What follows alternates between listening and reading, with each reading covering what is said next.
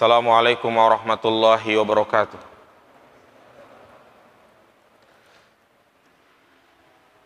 Innal hamdalillah nahmaduhu wa nasta'inuhu wa nastaghfiruh wa na'udzu billahi min shururi anfusina wa min sayyiati a'malina.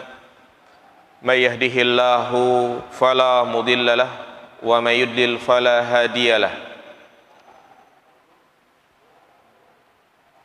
Ashhadu an la ilaha illallah wahdahu la syarika lah wa ashhadu anna Muhammadan abduhu wa rasuluh la nabiyya ba'dah.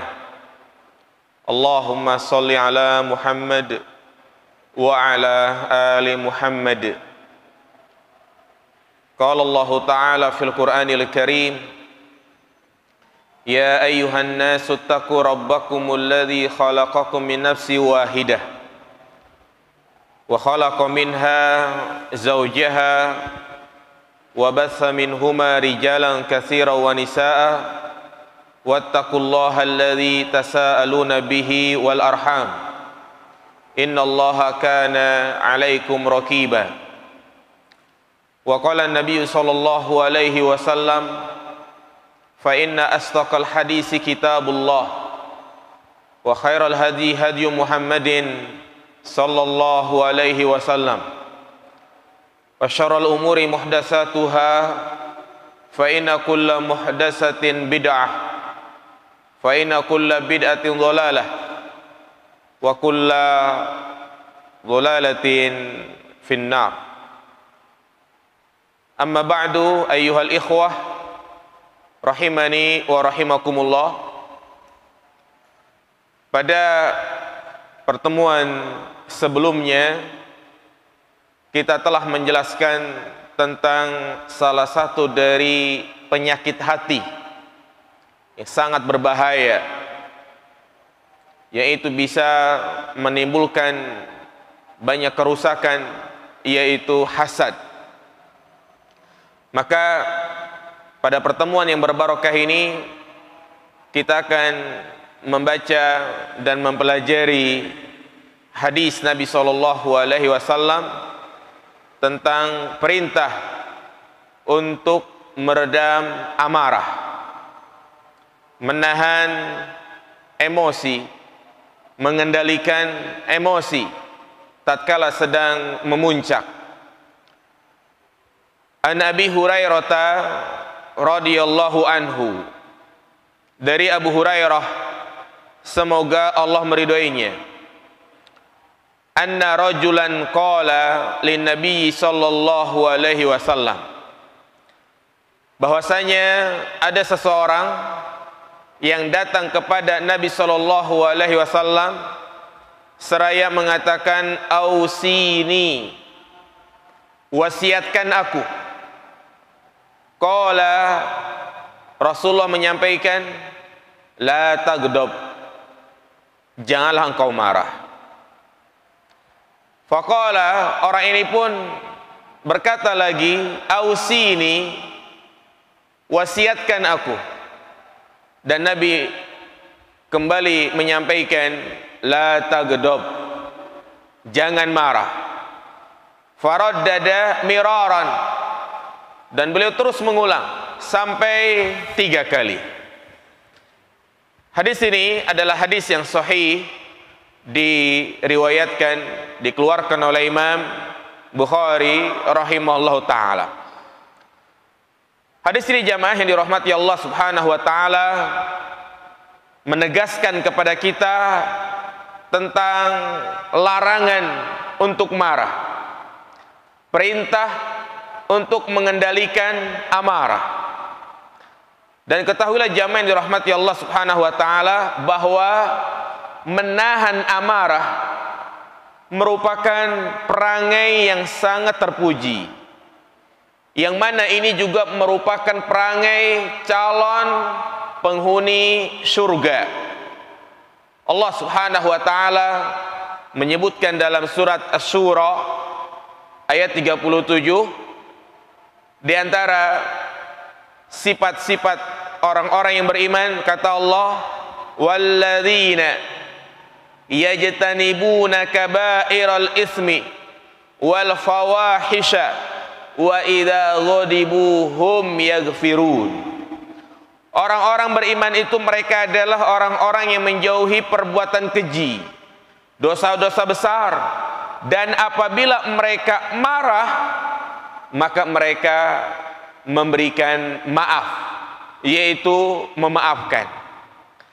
Dan menahan amarah ini juga termasuk perangainya orang-orang yang bertakwa, yang mana mereka menjadi penghuni surga. Allah sebutkan dalam surat Ali Imran ayat 133, wasari'u ila maghfiratin min rabbikum wa jannatin arduhas samawati wal ard uiddat lil muttaqin. Allah katakan, bersegeralah kalian menuju ampunan Allah, menuju surganya Allah Subhanahu wa taala yang luasnya antara langit dan bumi. Uiddat lil muttaqin, yang mana surga tersebut diperuntukkan untuk orang-orang yang bertakwa. Yang bagaimana mereka? Alladzina yunfikuna fisarra wa dharra. Mereka itulah yang menginfakkan hartanya di waktu lapang maupun di waktu sempit. Wal kadhiminal ghaidha, dan mereka yang menahan amarah, meredam kemarahannya. Wal afina anin nas, dan mereka yang memaafkan manusia. Wallahu yuhibbul muhsinin, dan Allah mencintai orang-orang yang berbuat baik. Perhatikan jamaah sekalian, dalam ayat ini Allah Subhanahu wa taala menjelaskan tentang keutamaan bagi orang yang menahan amarah, mengendalikan emosinya. Yang pertama kata Allah, wa jannatin arduhas samawati wal ard, yaitu di mana dia disediakan surga, artinya dia menjadi penghuni surga. Kemudian uiddat lil muttaqin, berarti ini menunjukkan bahwa menahan amarah merupakan perangainya orang-orang yang bertakwa. Yuhibbul muhsinin, dan termasuk orang-orang yang berbuat baik. Subhanallah, langsung 3 keutamaan Allah sebutkan dalam ayat ini tentang keutamaan orang yang mengendalikan emosinya. Ya. Oleh karena itu jamaah yang dirahmati Allah Subhanahu wa taala, untuk meraih surganya Allah, untuk meraih kedudukan mulia di sisi Allah Subhanahu wa taala, bukan hanya kita memperbaiki hubungan kepada Allah Subhanahu wa taala, tetapi untuk meraih surganya Allah Subhanahu wa taala juga, yaitu di mana kita harus memperbaiki hubungan kita kepada sesama manusia. Sehingga kedua hal ini, hablum minallah, hablum minan nas, harus seimbang. Sehingga tidak hanya kita memperhatikan hubungan kita kepada Allah saja, tapi juga harus memperhatikan hubungan kita kepada manusia. Dalam ayat ini sangat jelas, ternyata Allah jelaskan di antara amalan-amalan perkara yang itu bisa memasukkan kita ke dalam surga, Allah tidak sebutkan tentang sholat, Allah tidak sebutkan tentang zakat, puasa ataupun yang lainnya, tetapi yang Allah sebutkan adalah tentang akhlak yang terpuji, yaitu wal kadhiminal ghaidh, mereka yang mengendalikan emosinya, mereka yang menahan amarahnya. Wal afina anin nas, dan juga memaafkan manusia. Karena yang terberat itu adalah bukan meminta maaf, tetapi yang terberat adalah memaafkan orang lain yang mana ia terlanjur menyakiti hati kita, mungkin melukai, menyakiti hati saudara kita. Itulah keutamaan orang yang mengendalikan amarahnya. Demikian pula hadis-hadis yang lain banyak sekali yang menunjukkan tentang keutamaan menahan amarah. Di antaranya dari Muadz bin Anas, di mana Rasulullah mengatakan, man kadzama ghaidhan wa huwa qadirun ala ayyunfidahu da'ahu Allah subhanahu wa ta'ala ala ru'usil khalaiki. Barang siapa yang menahan amarah dan dia mampu untuk melampiaskannya, dia punya kuasa untuk memukul orang yang dia marahi, dia punya kuasa untuk memaki-maki, tetapi dia tahan, maka nanti pada hari kiamat Allah akan memanggil dia di antara seluruh makhluk pada hari kiamat, hatta yukhayyirahu min huril ain, bahkan ia dipersilahkan untuk memilih bidadari. Subhanallah, ini keutamaan orang yang menahan amarahnya. Dan juga Rasulullah mengatakan, ketika ada seorang sahabat yang datang seraya mengatakan, ya Rasulullah, dullani ala amalin idza amiltuhu dakhaltul jannah wala tuksir alayya.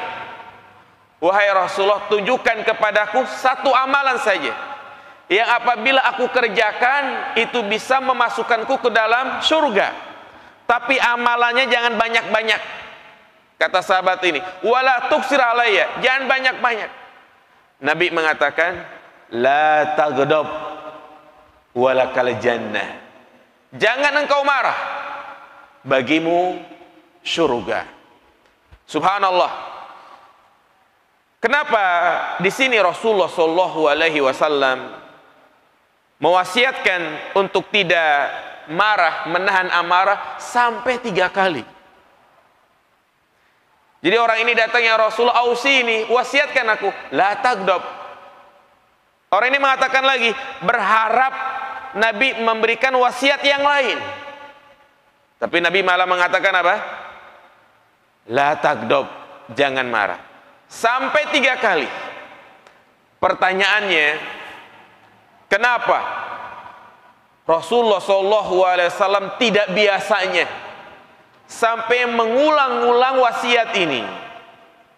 Maka disampaikan oleh seseorang yang meminta wasiat tersebut, dan ternyata kalau kita telusuri dari jalur-jalur yang lain, bahwa sahabat yang meminta wasiat ini adalah sahabat Abu Darda. Abu Darda mengatakan, fafakkartu hina qala Nabi ma qala fawajadtu annal ghadaba tajma'u syarr kullah. Aku merenungi apa yang disampaikan oleh Nabi SAW. Aku terus merenungi kenapa Nabi sampai mengatakan seperti itu. Maka aku pun mendapatkan kenapa Nabi mengatakan sampai seperti itu, karena marah itu terkumpul di dalamnya berbagai keburukan. Artinya marah itu termasuk mafatihu syarr, kunci dan membuka keburukan-keburukan yang lain. Makanya sifat marah ini merupakan pokok dari kejahatan-kejahatan lainnya. Artinya dengan sebab marah akan muncul pertikaian. Kita dapat terjadinya permusuhan, pertikaian, itu disebabkan karena marah. Persahabatan yang telah disambung bertahun-tahun itu hancur karena gara-gara marah.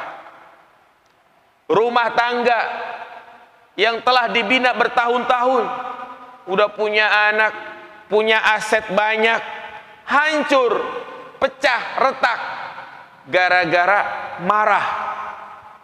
Itulah terkadang suami yang tidak mengendalikan amarahnya, dengan mudah dia mengatakan kepada istrinya, udah, mulai saat ini kita pisah. Mulai saat ini aku ceraikan kamu. Apa hukumnya jamaah sekalian? Jatuh nggak cerai? Hah? Jatuh. Ya.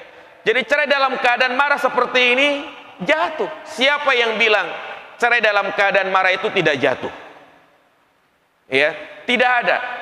Dan memang terjadinya perceraian karena dia sedang apa? Sedang marah.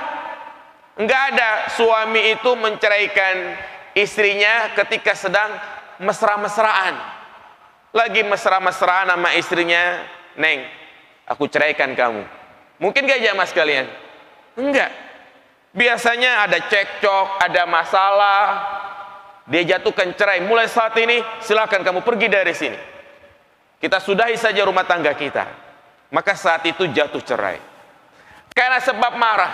Ketika seorang ayah emosi melihat anaknya nakal, anaknya misalnya mecahin perhiasan yang ada di rumahnya, langsung main pukul, main cubit, menyakiti. Nah ini, jadi al-ghadab mafatihu syarr. Marah itu merupakan kunci dari keburukan-keburukan yang lainnya. Kadang orang yang tidak bisa menahan amarahnya, terlontar dari mulutnya itu kata-kata kotor. Misalnya di jalan, tiba-tiba ada yang nyalip dari sebelah kiri, atau ada yang nyebrang sembarangan. Kadang karena dia tidak bisa mengendalikan dirinya, dia ucapkan apa? Kata-kata kotor. Kadang keluar dari lisannya nama-nama hewan di kebun binatang. Nah ini jamaah sekalian, bahayanya orang yang tidak bisa mengendalikan emosinya. Bahkan dikisahkan karena sebab marah orang itu keluar dari Islam. Dikisahkan oleh Al-Imam Ibnu Asyakir, ada seorang pengusaha dan dia juga seorang raja yang bernama Jabalah bin Aiham, raja dari kerajaan Ghassan, yang pada zaman Umar bin Khattab dia masuk Islam. Umar bin Khattab menyurati orang-orang Romawi, di antaranya adalah Raja Ghassan, yaitu Jabalah bin Aiham. Dan Jabalah bin Aiham menerima surat tersebut dan dia pun menyatakan untuk memeluk agama Islam. Tidak lama dari dia masuk Islam, dia pun berencana untuk melaksanakan ibadah haji. Datanglah dia ke Mekah bersama pasukannya.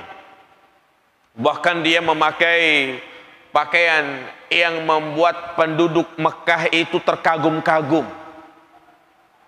Penduduk Mekah melihat nggak ada orang sekaya ini datang ke Mekah. Sampai di Mekah, tibalah musim haji. Maka ada kejadian yang sangat mengagetkan, yang sangat mengejutkan, di mana ketika dia sedang tawaf, kain ihramnya itu diinjak oleh seseorang. Dia nggak terima, marah dia. Marah karena saking marahnya, orang yang injek kain ihramnya itu dipukul sampai berdarah. Setelah itu orang yang dipukul ini nggak terima, tapi dia tidak membalas, nggak berani, karena tentunya dia bawa pasukan. Dia melapor kepada Khalifah Umar bin Khattab radhiyallahu taala. Dia melapor, "Wahai Umar, Jabalah memukul aku." Akhirnya Jabalah pun dipanggil oleh Umar. "Apakah engkau telah memukul orang ini?" "Iya, aku pukul dia karena dia yang duluan. Dia yang nginjek kain ihram saya." Ya, maka orang ini yaitu Jabalah diberikan pilihan. Karena engkau telah memukul orang ini, maka engkau hanya ada dua pilihan. Imma engkau dipukul kembali, yang ini disebut namanya kisos, itu memberikan hukuman yang setimpal, atau kau harus membayar diat. Kau harus bayar diat. Kata Jabalah, "Masa aku harus dipukul lagi? apalagi bayar diat. Orang dia yang salah, yang nginjek kain ihram. Ya. Apa kata Jabalah? Udah, kalau kayak begini mah saya keluar aja dari Islam. Kata Umar, kalau kamu keluar dari Islam berarti kamu apa? Murtad. Sedangkan orang yang murtad hukumannya diapain? Bunuh. Man baddala dinahu faqtulu. Barang siapa yang mengganti agamanya maka dibunuh. Akhirnya Jabalah, ya udah, kalau gitu saya mau pikirin dulu. Nanti malam saya kasih jawaban. Ternyata di malam harinya dia kabur dalam keadaan murtad. Lihat di sini jamaah sekalian, di mana amarah itu bisa menyebabkan orang keluar dari agama Islam. Ya, makanya hadis Nabi SAW di sini la tagdob, larangan agar kita jangan sampai marah. Artinya kalau memang kemarahan menguasai diri kita, kita berusaha untuk menahannya. Makanya timbul pertanyaan, kenapa Rasulullah SAW melarang marah? Padahal marah itu adalah sifat manusiawi. Siapa sih orang yang hadir di sini yang gak pernah marah? Apalagi kalau punya penyakit apa? Darah tinggi, bawaannya emosi terus, ya. Maka perlu kita jelaskan bahwa marah itu ada dua macam, ya. Ada marah yang terpuji, marah yang cela. Bagaimana marah yang terpuji? Marah yang terpuji yang dicintai oleh Allah Subhanahu wa taala, yaitu dia marah ketika ada kewajiban dilalaikan atau ada larangan Allah diterjang. Tapi tentunya kemarahan yang bisa terkontrol, yang bisa terkendali. Jadi ini marah yang terpuji. Anak nggak sholat marah, bagus, itu terpuji. Tapi jangan sampai apa? Jangan sampai memukul. Ya, ketika melihat istri melakukan kesalahan, marah manusiawi. Baik, kalau kita perhatikan Nabi Musa, ya, Nabi Musa juga pernah marah kepada saudaranya Harun. Ketika Nabi Musa pulang dari memenuhi panggilan Allah Subhanahu wa taala, ternyata dia dapati kaumnya sedang menyembah patung anak sapi. Marahnya luar biasa. Saking marahnya Nabi Musa menyangka ini perbuatannya si Harun. Sambil marah dia mengatakan, sambil marah dia menjanggut jenggotnya Nabi Harun. Allah katakan, kata Harun, ya bana umma la tahud bilihiyati. Wahai anak ibuku, janganlah engkau menjanggut jenggotku. Nabi Musa marah karena melihat adanya kesyirikan terjadi di tengah-tengah kaumnya. Ya, Harun mengatakan, la tahud bilihiyati, janganlah engkau menjanggut jenggotku. Berarti ini juga memberikan faedah kepada kita, para nabi juga apa? Jenggotan. Nabi Musa, Nabi Harun jenggotan, sehingga memiliki jenggot adalah perkara syariat, bukanlah budaya Arab, tapi perintah dari Nabi Shallallahu Alaihi Wasallam. Demikian pula Rasulullah pernah marah kepada sahabat Mu'ad bin Jabal, yang mana dia mengimami sholat membaca surat yang panjang, yaitu dia mengimami sholat Isya. Yang dia baca adalah surat Al-Baqarah, bukan awalnya saja, bukan pertengahannya saja, tetapi dari awal sampai akhir. Kira-kira berapa jam sholat Isya kalau baca surat Al-Baqarah jamaah? Sampai 2-3 jam, bayangin. Sehingga ada di antara makmum yang gak kuat, dia memisahkan dari jamaah sholat sendiri. Selesai sholat, Orang-orang menuduh dia, oh si fulan munafik itu dia. Si fulan munafik, dia batalin sholat isya. Nah ketika tersebar isu kalau dia adalah munafik, dia nggak terima dibilang munafik. Dia adukan masalah ini kepada Nabi Shallallahu Alaihi Wasallam, dan Nabi pun memanggil Mu'ad, memarahinya, seraya mengatakan, ya Mu'ad, afatanun ya Mu'ad, apakah engkau ingin membuat fitnah wahai Mu'ad? Falaula sholaita bisabbihi isma rabbikal a'la wasyamsi waduhaha. Kenapa engkau sholat tidak membaca wasyamsi waduha saja, atau juga membaca surat sabihi saja? Fa inna yusolli wara'aka ad-du'if fadul hajah. Karena ada orang yang di belakangmu sholat itu dalam keadaan dia lemah, punya hajat. Nah inilah jamaah sekalian, Rasulullah marah kepada Mu'ad. Ya, demikian pula Rasulullah pernah marah kepada sahabat Usamah bin Zaid, di mana Usamah membunuh orang yang sudah mengucapkan kalimat la ilaha illallah. Jadi ceritanya Usamah ini mengejar orang kafir, dikejar. Ternyata ketika orang kafir ini mendapati jalan buntu, Usamah sudah ingin melepaskan pedangnya, orang ini malah mengucapkan apa? Asyhadu an la ilaha illallah wa asyhadu anna Muhammadar Rasulullah. Mungkin kata Usamah, wah ini main-main nih, mau ngelabui nih supaya nggak dibunuh. Akhirnya tetap dibunuh. Ternyata hal ini sampai kepada Nabi Sallallahu Alaihi Wasallam, dan Rasulullah sangat marah kepada Usamah.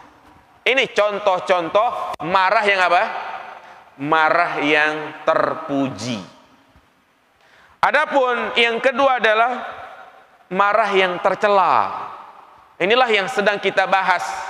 La tagdob, yaitu marah yang menyebabkan perbuatan-perbuatan yang tidak terkontrol. Seperti dengan sebab dia marah, dia memukul, membanting piring, membanting pintu, menghina, mencela, turun ke jalan, melakukan demonstrasi, membakar gedung-gedung, membakar fasilitas umum. Nah ini yang tercela. Ya. Makanya ini kaitannya dengan sabar. Di mana sabar itu adalah menahan amarah, menahan hal-hal yang sifatnya itu bisa merusak. Nah, kemudian jamaah dirahmati Allah Subhanahu wa taala, Al-Imam Ibnu Rajab Al-Hambali menjelaskan dalam kitabnya Jamil Ulum Al-Hikam tentang makna dari la tagdob. Beliau menjelaskan bahwa ketika Nabi mengatakan la tagdob, jangan marah, ini memiliki dua kandungan makna. Yang pertama, ahaduhuma ayyakuna muraduhu al-amru bil asbabil lati tujibu husnal khuluq minal karam was saha wal hilmi wal haya wat tawadu. Jadi mana yang pertama? Yaitu hendaklah engkau berhias dengan akhlak-akhlak yang mulia, yang itu bisa mencegah dari kemarahan. Hendaklah engkau memiliki akhlak-akhlak yang terpuji, yang itu berlawanan dari sifat marah. Apa diantaranya sifat-sifat yang itu bisa mencegah kita dari kemarahan? Yang pertama adalah hendaklah kita menghiasi diri kita dengan sifat dermawan. Apa jemaah sekalian? Dermawan, tidak pelit, tidak bakhil. Karena sesungguhnya orang yang pelit itu hatinya sempit dan akan mudah marah.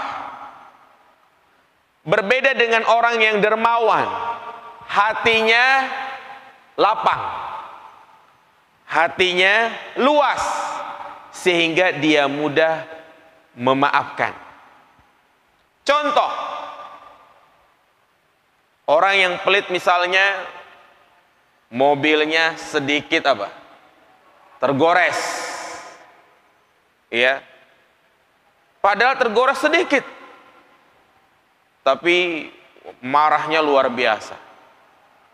Dia mencaci maki, ya, dia omelin, bahkan berantem di tengah jalan, tidak menghiraukan kemacetan. Nah ini jamaah sekalian, jadi orang yang pelit itu bawaannya mau apa jamaah? Mau marah terus, karena memang hatinya sempit seperti itu, ya. Nah, makanya di antara sifat yang harus kita miliki adalah dermawan. Lapangkan hati kita untuk tidak pelit. Dan juga dengan dia marah-marah, misalnya di rumah, barang yang dia paling senangi pecah, ya, dia marah sampai bagaimanapun, kira-kira barangnya itu bisa kembali lagi atau tidak jamaah? Tidak. Jadi percuma dia ngoceh sana ngoceh sini juga nggak ada manfaatnya, ya. Makanya salah satu cara agar kita tidak marah yaitu kata para ulama, ya, hendaklah dia mengucapkan ta'awud atau juga memahami tentang takdir Allah Subhanahu wa taala. Artinya yang sudah terjadi ya sudah.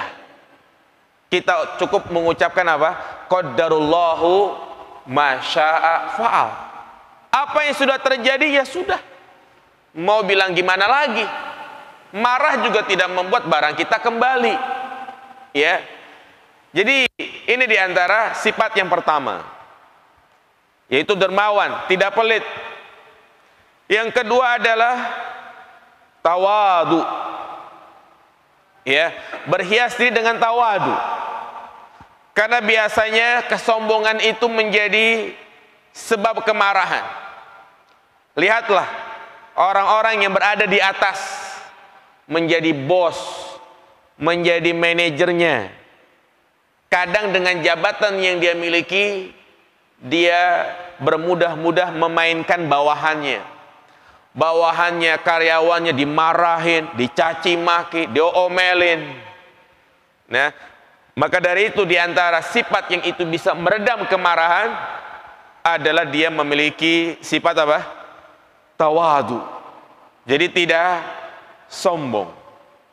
Nah, kemudian juga tadi beriman kepada takdir, ya, bahwa apa yang telah terjadi ya sudah, kita yakini itu atas kehendak Allah Subhanahu wa taala.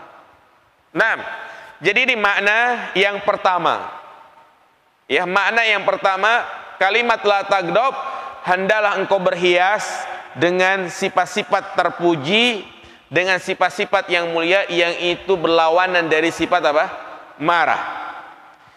Kemudian yang kedua jamaah sekalian, makna dari la taghdab yaitu la ta'mal bi muqtadul ghadab idza hasala laka bal jahid nafsaka ala tarki tanfidhi. Yaitu jika engkau marah, maka jangan lakukan perkara-perkara dari kelanjutan marah tersebut. Tadi saya sampaikan, marah itu adalah sifat manusiawi, ya, manusiawi. Tetapi yang kita harus tahan adalah jangan sampai marah itu tidak terkendali. Berusaha untuk menahan, kalau bisa diam, ya. Makanya Rasulullah SAW memberikan solusi, memberikan trik-trik agar kita bisa menahan amarah. Apa di antaranya? Di antaranya adalah mengucapkan ta'awudz. Dengan kita membaca apa? A'udzu billahi minasyaitonir rajim. Aku berlindung kepada Allah dari syaitan yang terkutuk. Kenapa? Li'annal ghadaba minasyaitan. Karena sesungguhnya kemarahan itu berasal dari mana? Dari syaitan.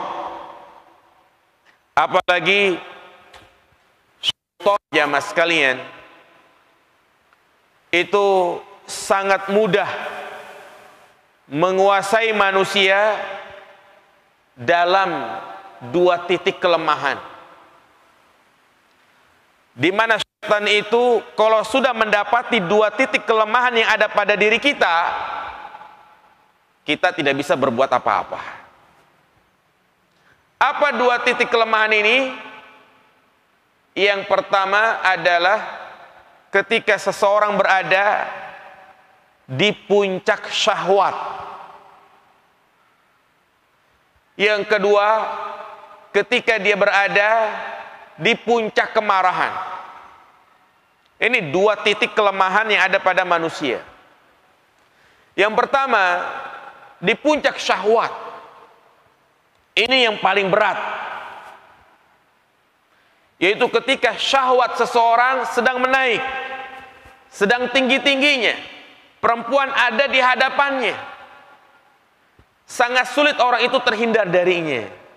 Dia tidak memikirkan istrinya, nggak mikirin anaknya, nggak mikirin kesudahannya. Yang penting dia bisa melampiaskan syahwatnya.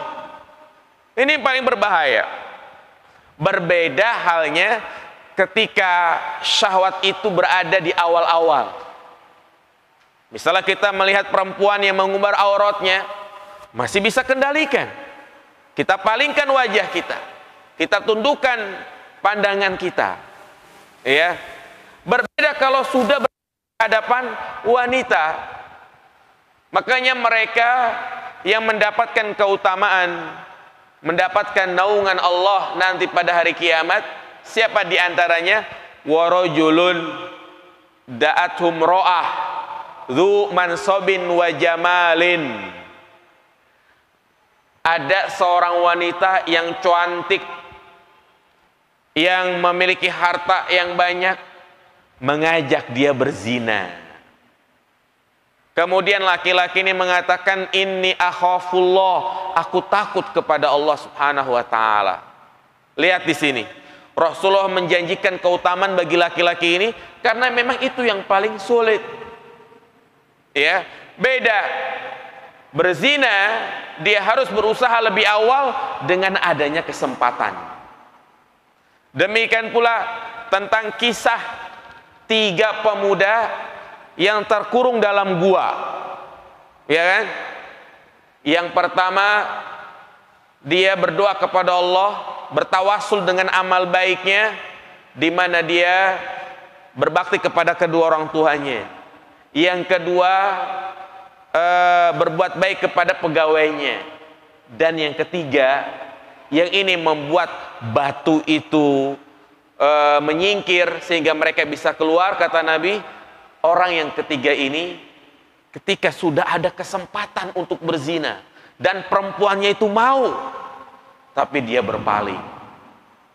Ya, ini yang pertama. Syaitan kalau sudah menguasai keadaan seperti ini, jarang orang selamat. Dan yang kedua kata para ulama adalah ketika dia berada di puncak kemarahan. Itu tadi saya contohkan. Ketika dia sedang marah sama istrinya, dia langsung menceraikan. Nyesel baru dia. Makanya kata para ulama, al-ghadab awwaluhu junun wa akhiruhu nadam. Marah itu mulanya adalah kegilaan dan akhirnya adalah penyesalan. Nah, azan dulu. Ya, kita lanjutkan sedikit. Jadi itulah disampaikan oleh para ulama, al-ghadab awaluhu junun wa akhiruhu an-nadam. Marah itu awalnya adalah kegilaan dan akhirnya adalah penyesalan. Itulah yang terjadi mereka yang telah menceraikan istrinya dalam keadaan marah, dia menyesal. Menyesal. Ya, bagaimana nasib anak-anaknya, nasib aset-aset yang dia sudah kumpulkan bersama istrinya, dia harus repot ngurus di pengadilan, seperti itu. Nah, demikian pula kadang kita sebagai orang tua, sebagai ayah, melihat anak kita nakal atau melakukan kesalahan, sedikit-sedikit dipukul, dicubit. Kadang ketika anak lagi tidur, kita lihat badannya ada yang biru misalnya. Nyesel nggak jamaah sekalian? Nyesel. Sedih kita ngelihatnya. Ya. Maka ini akibat dari kemarahan. Makanya yang pertama Rasulullah menegaskan, kalau engkau marah, ucapkanlah a'udzubillahi minasyaitonirrajim. Sebagaimana Rasulullah mengatakan, inni la'a'lamul kalimah law qalaha la dhahaba anhu au qala a'udzubillahi minasyaitonirrajim. Jadi ketika Nabi melihat ada orang yang sedang adu mulut, Nabi mengatakan, seandainya engkau mengucapkan kalimat ini ta'awud, maka akan pergi kemarahan tersebut. Nah, kemudian yang kedua, kalau memang kita sedang marah, maka rubah posisi. Misalnya, kalau kita berada di dalam rumah, lebih baik kita keluar. Ya, keluar. Kita nenangin diri dulu. Karena Rasulullah mengatakan, idza ghadiba ahadukum wa huwa qaimun falyajlis. Apabila salah satu di antara kalian marah dan dia dalam keadaan berdiri, maka duduklah. Fa in dhahaba anhu al-ghadab wa illa falyattaji'. Jika dengan dia duduk marah itu hilang, maka alhamdulillah. Tapi kalau tidak juga, maka hendaklah dia rebahan. Ya, ini memberikan faedah kepada kita, rubah posisi. Makanya lihat sahabat Ali bin Abi Thalib, ketika dia sedang marahan kepada istrinya. Siapa istrinya Ali bin Abi Thalib jamaah? Fatimah. Ali pergi, ditinggalin rumah, dia malah ke masjid. Sampai di masjid dia tiduran. Makanya ketika Nabi datang mencari Ali, aina Ali? Ya, enggak tahu, ternyata Ali ada di masjid sedang tiduran. Maka dibangunin oleh Nabi, ya Aba Turab, wahai Aba Turab. Iya. Kemudian juga yang ketiga, berwudu. Berwudu agar suasana menjadi adem. Makanya Rasulullah mengatakan, innal ghadaba minasyaiton wa inna syaitana khuliqa min nar wa inna ma tudfa'un nar bil ma' fa idza ghadiba ahadukum falyatawadda. Sesungguhnya kemarahan itu dari syaitan, dan sesungguhnya syaitan diciptakan dari api, dan api itu akan padam dengan air. Maka apabila salah seorang di antara kalian sedang marah, hendaklah dia berwudu. Selanjutnya juga di antara cara mengontrol kemarahan, yaitu kita lebih baik diam. Lebih baik diam. Apa kata Nabi? Idza ghadiba ahadukum falyaskut. Apabila engkau sedang marah, maka diam. Kita lagi emosi sama istri, kita melampiaskan amarah dengan membentak dia, kemudian istri menjawab, maka diam. Jangan dilanjutkan.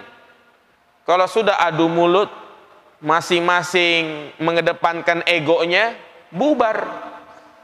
Ya. Jadi itulah jamaah yang dirahmati Allah Subhanahu wa taala, wasiat Nabi yang sangat singkat tetapi ini memiliki pengaruh yang sangat besar dalam kehidupan kita sehari-hari.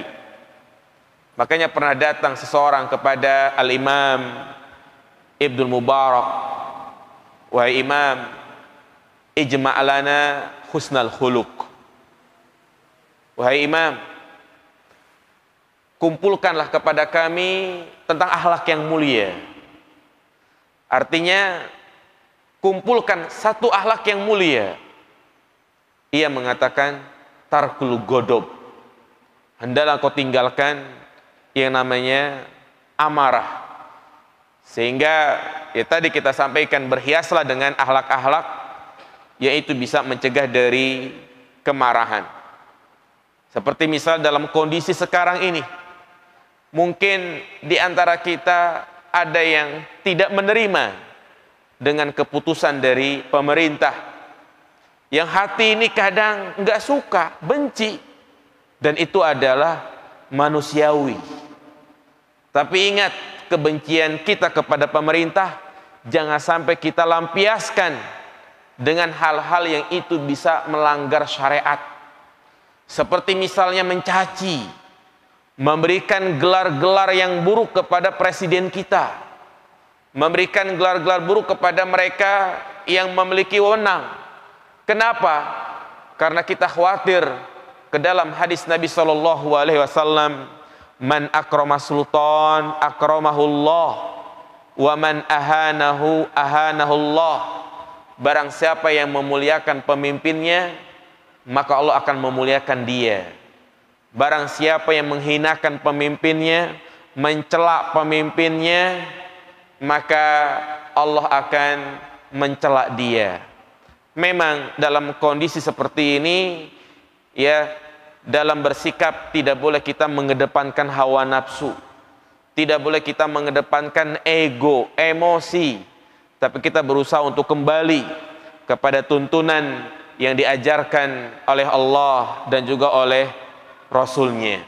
Demikian, semoga kajian ini bermanfaat dan bisa kita amalkan dalam kehidupan sehari-hari kita. Subhanakallahumma wa bihamdika, asyhadu an la ilaha illa anta, astaghfiruka wa atubu ilaik. Assalamualaikum warahmatullahi wabarakatuh.